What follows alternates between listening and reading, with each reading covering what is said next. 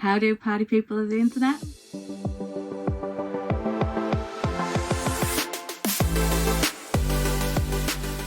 How y'all doing? This is the second time I'm filming this. Fingers crossed it doesn't corrupt like the last one did. As you can probably see from the title, this is a book haul. Dun, dun, dun, dun. Pretty much, I've just been stacking all my books up that I've been buying, and I went into town and met up with my friends Sarah and Jess, and we bought books. So yay! That means I really need to do this haul. But first, Asma, the lovely Asma, sent me some books. She sent me some of her manga collection that she's not going to reread. She sent me volumes 1 and 2 of Chio's School Road. Now, manga is something that I'm new to and new to getting into, which is mainly why she sent me a couple thinking I'd like them. Still haven't gotten around to reading them. They look cool, but Asma managed to tab them, and I was like, oh, okay. She also sent Kenny and Renee some mangas as well, because she's just the kindest, sweetest person ever. So we all asked her about like the tabbing system and she's like, yeah, no, there's no code to it, there's no like rhyme or reason, there's no key. I just put a tab wherever I liked something. So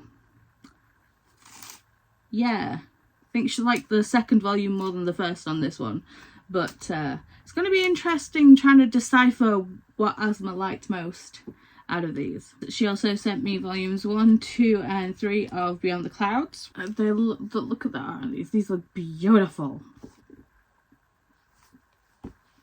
There's just one pet peeve. Can you see what it is? I mean, I did show this on Coda Sprint, but can you tell? So yeah, why do publishers hate readers? Why have you got to, like, you know, make us feel insane?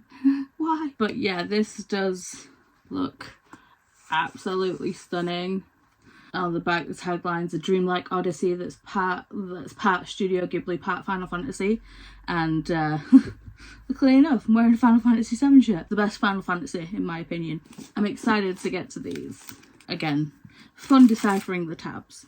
Now I'm going to get into the books that I bought while I was out with Sarah and Jess, and then it's just books that I've been getting and just stacking. But the first thing that Jess gave me was this sign which says, read books, drink tea, be happy. And if that is not basically my slogan other than need sleep, I need this, and then I need one that says need sleep or need sleep but always tired. They're the two signs that I need. But I have this one now, which is so sweet. She said that she just saw it and thought of me, and I was like, oh, you're just the cutest of the cute persons. Thank you, Jess. But now to the books. Try to remember what stores we actually went to. We went to Travelling Man, The Works, Forbidden Planet, and we went to W.H. Smith's as well.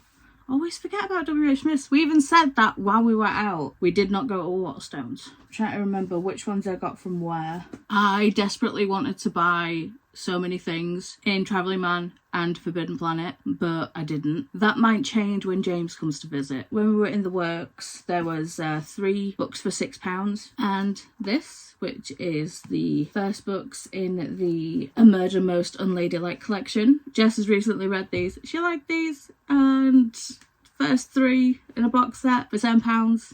Could not pass it up. This trip I was specifically on the hunt for horrors, mysteries and thrillers because I'm on Team Spooky for the Amazing Readathon. If you don't know about the Amazing Readathon, where have you been? I'll put a link to Brie, 4 Paws in a Book announcement video in the information box down below. So, mysteries and thrillers. What did I get? The other books that I got for the 3 books for £6 deal were The Viaduct Murders by Wes Markin, and this is book 1 in the Yorkshire Murder book. To be honest, it sounded okay, but the tagline was a cracking start to an exciting new series, and I was like, could that tagline be more Yorkshire? So I was like, go on then, it'd be right. The next one I picked up was What Remains by Wendy Walker. It's another thriller. It's relatively short. The font is kind of tiny though.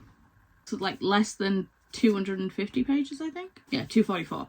Hopefully a quick read. Sorry I'm not giving like descriptions or reading the blurbs. I kind of like to go in blind. This one was the first one that I picked up, and that was Angelica Frankenstein Makes Her Match. Obviously this is, well, not obviously, but kinda, but probably it's gonna be a romance because this is by Sally Thorne, who was the author of The Hating Game. I really enjoyed The Hating Game, by the way. It's kind of a take on, you know, the Frankenstein. It's horror adjacent. Then on to W.H. Smith's I Got Legend Born by Tracy Dion. It's definitely one that has been on my Goodreads TBR for a while, and I'm like, I'll get to it eventually, and I feel like if I have the physical copy, I'm more likely to get around to reading it.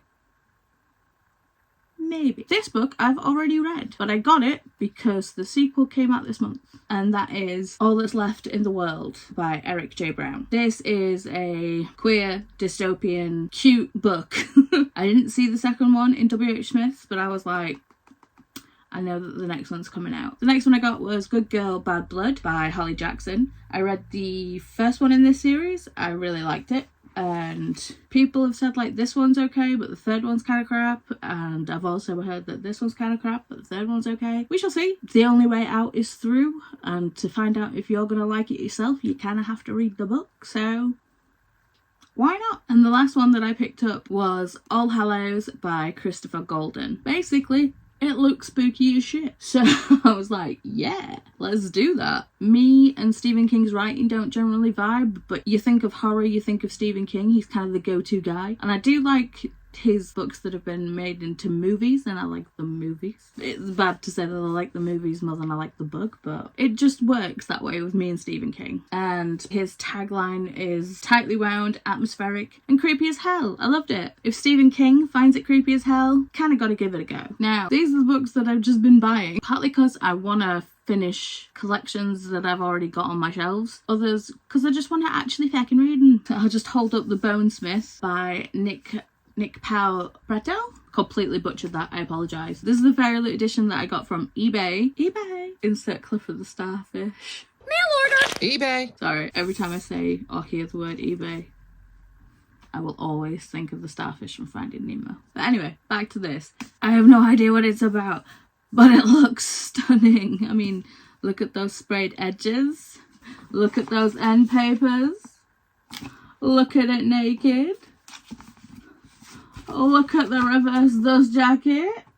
It's feckin' pretty. And for how pretty it is, I really, really hope I enjoy it. The next ones I got were a couple of mangas, not in the same series, but I got the first volume of The Promised Neverland. It looks really cute. Saw the box set for this in Travelling Man, and it was way too expensive. So thought I'd buy the first volume and see if I actually like it, because I'm smart. The next one I got was Spy Family Volume 1, because everybody knows about Spy Family. Everyone has either read it or watched the manga on Netflix. I have done neither, so here I am, jumping on the bandwagon. I'm excited to get into this one. This next one I got a while back. I actually went to Amy McCaw's book signing and got Mina and the Cult with a beautiful bookmark. Obviously Amy signed it for me, and we have our own like running joke now. Insert funny quote here. It's solely because of what Buffy says at the end of season 1. We're just having one of those conversations, how authors sign so many books and the mind kind of blanks. I was like, well, just use that Buffy quote, because both Amy and I are huge Buffy nerds. By the way, this was the conversation that we had at Yalk when she signed my books at Yalk, so yeah, I'm so excited to read this month. Next one I got was My Killer Vacation by Tessa Bailey. All new spicy murder mystery. Some Tessa Bailey's hit or miss for me. Some I absolutely adore. Some are kind of like meh. But, you know, spicy murder mystery. With me being on Team Spooky, hoping this is a quick read. Next one I got was Over My Dead Body by Maze Evans. The thing that sold this to me was Miriam Price has been murdered, and she's absolutely furious about it. I'm guessing this is a ghost who's been murdered and coming back and they're trying to solve their own murder. Spooky, yet funny. I also picked up Bride by Ellie Hazelwood. This is a paranormal romance. This was on last month's poll for my book club pick, the Pleasure Your Shelf book club. Ace of Spades won, which I already have. I got it at Yalk. I really need to get around to reading that book, so not mad about it, but thought I might as well pick this one up just in case. The next one, Sharon from Sharon Joy Reads, told me that she was reading this, and I was like, sign me the fuck up. and that's The Shadow Glass by Josh Winning. This is kind of like Dark Crystal Labyrinth, but 80s horror, so sign me up. And it's told in mixed media. I don't know if you can... I missed one. I saw it.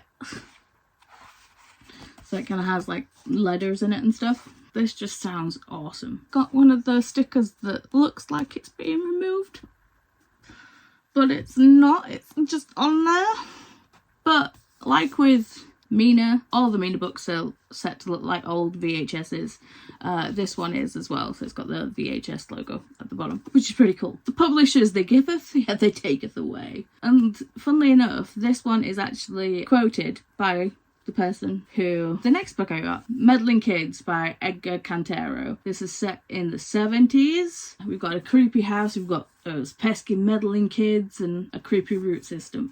So it looks like it's going to be a fun time. These next ones I got because I was trying to complete series that I've already got on my shelf. This one is The Vanishing Stair by Maureen Johnson. This is the second book in the Truly Devious series. I've read all of the ones that are out so far. Got the first one and I read the rest from the library. I just needed to get the book so I can complete the series, and they only had that one. The next ones I got were Cress and Fairest. So this is book 3 and the novella to the Lunar Chronicles. I've got Cinder, Scarlet and Winter already. Again, I've read the series. These I haven't read, but I pretty much liked everything I've read from the author already. I've just not read this series, and that is the Three Dark Crowns.